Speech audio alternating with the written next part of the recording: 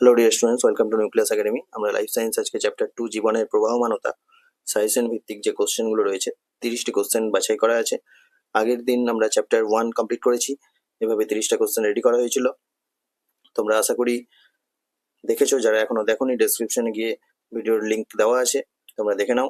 পরবর্তীতে chapter 2, chapter 3 এভাবে কিন্তু পরপর আসতে থাকবে। তোমরা ফার্স্ট কোশ্চেন দেখো, এখানে কোষচক্রের বিভিন্ন দশাগুলি কি কি, কোষচক্রে চেক পয়েন্টের ভূমিকা, এগুলো সবটাই পাবো আমরা বই থেকে। বিভিন্ন দশাগুলোর নাম উল্লেখ করবে, check point G1, SG2M, M check point, এভাবে পরপর তাদের ভূমিকাগুলো লিখবে। পরের কোশ্চেন দেখো, বৃদ্ধির দশাগুলি কি কি। এখানে কিন্তু বৃদ্ধি প্রশ্ন, ভালোভাবে বুঝে উত্তর দেবে। বৃদ্ধির দশাগুলো চেয়েছে, বিকাশের নয় কিন্তু, ঠিক আছে। এখানে অনেক স্টুডেন্ট কি করে, প্রশ্ন না বুঝে বৃদ্ধির দশাগুলো বলে হচ্ছে সেই শৈশব, কৈশোর এগুলো লিখে দেয়। এটা কিন্তু না, বৃদ্ধির দশা এখানে কোনটা হবে, কোষ বিভাজন, সেই কোষীয় বিভেদন, তাই তো, এগুলো লিখবে। কোষের আকার বৃদ্ধি, বৃদ্ধি ও বিকাশের মধ্যে সম্পর্ক, এগুলো কিন্তু আমাদের সলভ করা হয়েছে, উত্তর দেখানো রয়েছে। দেখো, যারা এখনো দেখোনি এবিটি এর 1086 পেজের যে সলভ করা রয়েছে 80টা কোশ্চেন, তোমরা ডেসক্রিপশন ভিডিওর লিংক দেওয়া আছে, ওখান থেকে অ্যান্সার গুলো কিন্তু পাবে। তারপরে প্রশ্ন দেখো, স্বপরাগযোগ ও ইতর পরাগযোগের মধ্যে যে কোনো দুটি বিষয়ের পার্থক্য, এটাও আমরা বইয়ে পেয়ে যাবো। ছকের সাহায্যে দেখা উদ্ভিদের অযৌন বংশ বিস্তার ঘটে, ঠিক আছে। তো উদ্ভিদের অঙ্গজ জনন বললে হচ্ছে তো মূল, কাণ্ড, পাতা, গ্রাফটিং হচ্ছে, তারপরে তোমরা আরো রয়েছে বাডিং পদ্ধতি, ঠিক আছে, গ্রাফটিং আর কাটিং এগুলো, তাই তো। তো এখানে হচ্ছে খন্ডি ভবন তুমি স্পাইরোগাইটের ক্ষেত্রে উল্লেখ করতে পারো, ঠিক আছে। ছকের সাহায্যে বলেছে, পারলে একটা ছবি দিয়ে দেবে 2 মার্কসের জন্য। চলো তারপরে, প্রোফেজ টেলোফেজ পরস্পর বিপরীতধর্মী ঘটনা ব্যাখ্যা করতে বলেছে। এটা কিন্তু খুব ইম্পর্টেন্ট প্রশ্ন, একটা স্টার মার্ক করা আছে কিন্তু ভিভিআই এটা। প্রোফেজ ও টেলোফেজ পরস্পর বিপরীতধর্মী ঘটনা কেন? কারণ প্রোফেজে কি হয়, একটু বলে দিই। প্রোফেজে কি হয়, প্রোফেজে নিউক্লিয় পর্দা মানে নিউক্লিওলাস এগুলো অবলুপ্তি ঘটে। টেলোফেজে হচ্ছে আবার কিন্তু পুনরাবির্ভাব ঘটে, নিউক্লিয় পর্দা এবং নিউক্লিওলাস পুনরাবির্ভাব ঘটে। এভাবে কিন্তু পরস্পর বিপরীতধর্মী ঘটনা, এটা ব্যাখ্যা করতে হবে। পরের প্রশ্ন দেখো, চিত্র সহযোগে হাইড্রার কোরকোদ্গম পদ্ধতিটি আলোকপাত করো। হাইড্রা এর সাথে তোমরা ইস্ট, ছত্রাকের এটা হচ্ছে কোরকোদ্গম পদ্ধতি, দেখে নিও। পারলে রাফ স্কেচ একটা ছবি সহ দেখাতে পারলে খুব ভালো হয়, এটা প্রশ্নতে উল্লেখ করাই আছে চিত্র সহযোগে। পরের প্রশ্ন দেখো, ডিএনএ আরএনএ পার্থক্য, খুব ইম্পর্টেন্ট প্রশ্ন। ডিএনএ আরএনএ এটা সম্পূর্ণটাই বিষয় ভিত্তিক দেখে রাখবে, কারণ তোমাকে দুটো করে বিষয় উল্লেখ করে দিতে পারে। যেমন আমরা আগের প্রশ্নগুলোতে দেখেছি যে পিরিমিডিন ক্ষারক উল্লেখ করে দিচ্ছে, 5C শর্করা অর্থাৎ পেন্টোজ শর্করার নাম চাইছে, তাই তো। কিংবা এরকমও প্রশ্ন হতে পারে, ডিএনএ ও আরএনএ এর গঠনগত ও কার্যগত পার্থক্য লেখো, তাই তো। তাহলে এটা পারবো। 38 নম্বর দেখো, আরএনএ এর প্রকারভেদগুলি উল্লেখ করে প্রত্যেকটির কাজ লেখো। আরএনএ প্রকারভেদ কি কি হবে, এমআরএনএ, আরআরএনএ, এমআরএনএ, আরআরএনএ, তাই তো, টিআরএনএ, প্রতিটার তোমার কাজ উল্লেখ করতে হবে। মেসেঞ্জার আরএনএ বার্তাবাহক, বার্তা বহন করে। আরআরএনএ রাইবোজোমাল আরএনএ, তাই তো, প্রোটিন সংশ্লেষ করে। টিআরএনএ ট্রান্সফার, কোনো কিছুকে ট্রান্সফার করা। তো তিনটেই তোমরা বইয়ে পেয়ে যাবে, করবে। 39 নম্বর দেখো, ক্রসিং ওভার কি তা চিত্র সহ লেখো। এর গুরুত্ব খুব ইম্পর্টেন্ট প্রশ্ন, এটাও ভালো প্রশ্ন। Crossing over non sister chromatid দ্বয়ের যে খণ্ডাংশের বিনিময়, দেহাংশের বিনিময়, ওটা কিন্তু ছবি সহ দেখাবে। ছবি তোমাকে এখানে যেমন প্রশ্নতে উল্লেখ করা আছে, সুবিধার জন্য যাতে মনে থাকে তার জন্য উল্লেখ করে দিয়েছি। অনেক সময় কিন্তু পরীক্ষায় 2 মার্কসের ক্রসিং ওভার কি চলে আসে, শুধু সংজ্ঞাটা দিয়ে চলে আসে, এরকমটা কিন্তু করবে না, পারলে ছবি দেবে। 40 নম্বর দেখো, কোষচক্রের G0 দশা বলতে কি বোঝো। G0 অর্থাৎ রেস্টিং ফেজ যেটাকে বলা হচ্ছে, উদাহরণ দেবে কোন কোন কোষ থাকে, যেমন স্নায়ু কোষ, আমাদের আরবিসি, এগুলো নিষ্ক্রিয় মানে G0 দশায় অবস্থান করে, তাই তো, বিভাজন হয় না, উল্লেখ করবে। পরের প্রশ্ন দেখো, ইন্টারফেজ দশার বৈশিষ্ট্য, এটা একদম সেম বই থেকে ইন্টারফেজ দশা বৈশিষ্ট্যগুলো লিখবে পয়েন্ট ওয়াইজ। 42 দেখো, সপুষ্পক উদ্ভিদের নিষেকের পর জাইগোট থেকে কিভাবে নতুন উদ্ভিদ তৈরি হয়।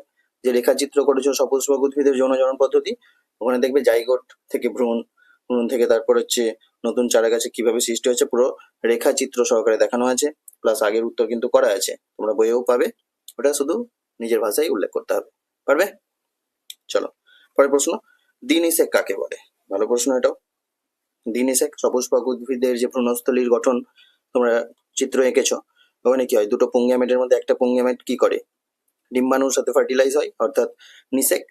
আর দ্বিতীয়বার যখন 2n এর সঙ্গে মিলিত হচ্ছে অর্থাৎ নির্ণীত নিউক্লিয়াসের সঙ্গে যখন অপর পুং গ্যামেটটা মিলিত হচ্ছে তখন সেটাকে আমরা বলছি দ্বিনিষেক।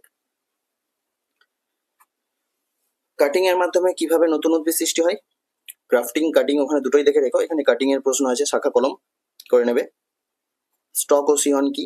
স্টক ও সিয়ন অবশ্যই এই যে স্টক সিয়নের ক্ষেত্রে উল্লেখ করবে মানে কোনটা মূলবিহীন শাখা আর কোনটা হচ্ছে মানে মূলযুক্ত শাখা, কোনটা মূলবিহীন উন্নত মানের শাখা।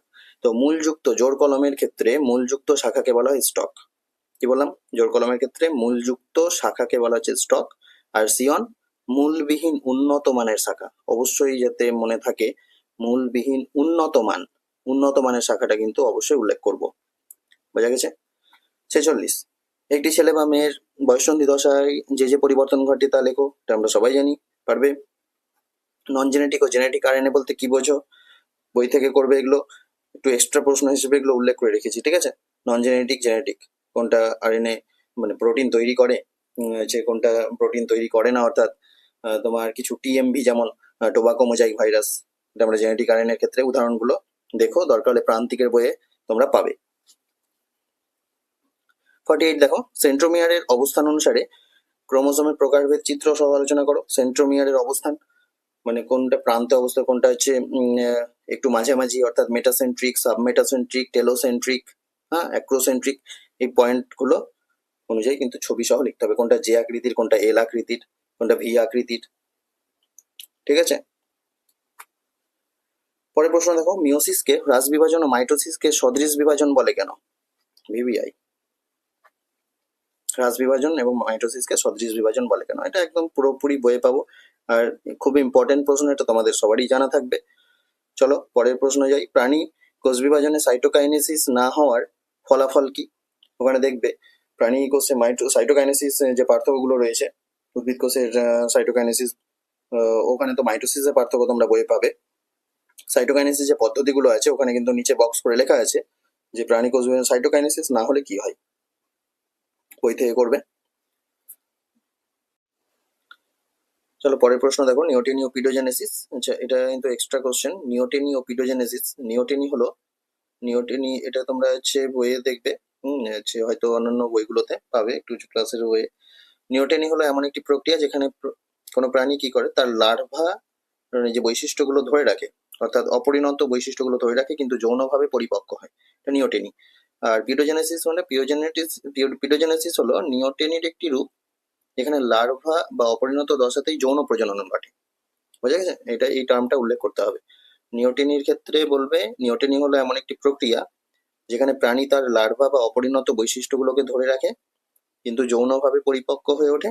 আর পিডোজেনেসিস হচ্ছে নিওটেনিরই রূপ যেখানে কোনো একটা মানে কিছু পতঙ্গের লার্ভা বা অপরিণত দশাতেই যৌন প্রজনন ঘটে, এভাবে উল্লেখ করবে, ঠিক আছে? চলো পরের প্রশ্ন, চারগাফের নীতি। এটাও ভালো প্রশ্ন, এটা কিন্তু আমাদের বইয়ে পেয়ে যাবে, 7টা বইয়ে আছে। চারগাফের নীতি, এখানে আছে পিরিমিডিন বেস আর পিউরিন বেস, তাই তো? এখানে তোমরা এদের অনুপাতটা সমান হয়, 1:1 অনুপাত, এটা মনে রেখো, এটা বইয়ে পেয়ে যাবে। এটা আমি একটু সংক্ষেপে লিখে রাখছি এখানে।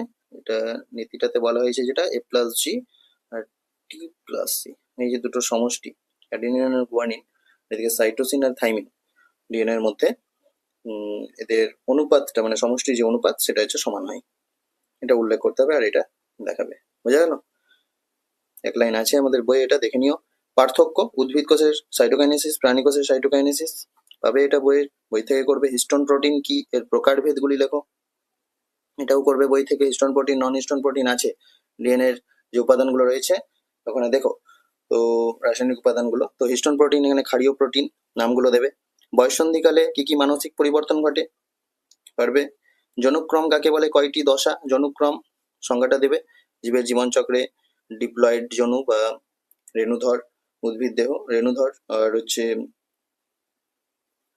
হ্যাপ্লয়েড জনু বা লিঙ্গধর উদ্ভিদ দেহ, এদের পর্যায়ক্রমিক আবর্তনকেই জনুক্রম বলে। ফার্নের জনুক্রম তোমরা পড়েছো।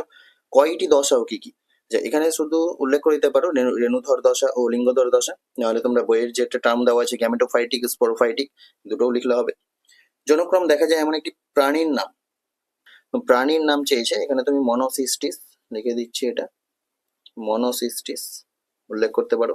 কিছু নিম্ন শ্রেণীর প্রাণী রয়েছে, ঠিক আছে, তো মনোসিস্টিস সবচেয়ে ভালো নাম। আইসোগ্যামি ও উগ্যামির পার্থক্য, এটা হচ্ছে সাতরা বই হয়তো নেই, তুমি প্রান্তিক থেকে করে নেবে। আইসোগ্যামি হচ্ছে গ্যামেট গুলো, আইসোগ্যামি গ্যামেট গুলোর কথা উল্লেখ করবে। উগ্যামি যৌনজনন পদ্ধতির এটা ভাগগুলো, এটা দেখবে, ঠিক আছে, বই থেকে। কোশ্চেন দেখো, কনজুগেশন বলতে কি বোঝো? কনজুগেশন হচ্ছে এটা মূলত ব্যাকটেরিয়ার মধ্যে সরাসরি কোষ থেকে কোষে জেনেটিক উপাদান মানে স্থানান্তর পদ্ধতিটাকে বোঝানো হয় কনজুগেশন। কনজুগেশন টিউবের মাধ্যমেও হচ্ছে বা কনজুগেশন নালী গঠনের মাধ্যমে হচ্ছে স্পাইরোগাইডার মধ্যে যৌনজনন ঘটে থাকে, এটাও তুমি উল্লেখ করতে পারো, ঠিক আছে। তো না হলে ডাইরেক্ট লিখবে যে কনজুগেশন বলতে মূলত ব্যাকটেরিয়ার মধ্যে সরাসরি কোষ থেকে কোষে জেনেটিক উপাদান স্থানান্তরের পদ্ধতিকে বোঝায়। বোঝা গেল? অনুবিস্তারণ, অনুবিস্তারণ মাইক্রোপ্রোপাগেশন তোমরা পড়েছো, বইয়ে পাবে, উদাহরণ দিয়ে বুঝিয়ে দিতে বলেছে, সুবিধা অসুবিধা করবে এটা বই থেকে। কোষচক্রে এস দশার গুরুত্ব, ডিএনএ রেপ্লিকেশন বা ডিএনএ দ্বিতীয়করণ ঘটে। সিনোসাইট, সিনোসাইটিয়াম, এটাও তোমরা বই পাবে। সিনোসাইট যখন কোষে একাধিক নিউক্লিয়াস থাকে, অর্থাৎ উদ্ভিদ কোষের ক্ষেত্রে সিনোসাইট, প্রাণী কোষের ক্ষেত্রে আমরা সিনোসাইটিয়াম বলবো, তাই তো। তাই ছিল আজকে আলোচনা। চ্যাপ্টার 2 আমরা জীবনের প্রবাহমানতা, লাইফ সায়েন্সের 30টা কোশ্চেন কিন্তু আলোচনা করে দিলাম, অর্থাৎ কিভাবে কি কি ইম্পর্টেন্ট কোশ্চেন রয়েছে। আগের দিন 1 থেকে 30টা প্রশ্ন আলোচনা হয়েছে এভাবে, আজকে 31 থেকে 60 কমপ্লিট করলাম। পরবর্তীতে তোমরা চ্যাপ্টার 3 এভাবে চ্যাপ্টার 4 আস্তে আস্তে তোমরা আপডেট পাবে। তো ভিডিওটি অবশ্যই ভালো লেগে থাকলে লাইক করো, বন্ধুদের মাঝে শেয়ার করো, আর চ্যানেলটিকে সাবস্ক্রাইব করবে যাতে পরবর্তী আপডেটগুলো খুব তাড়াতাড়ি পৌঁছে যায় তোমাদের কাছে। চলো দেখা হচ্ছে পরের ভিডিওতে।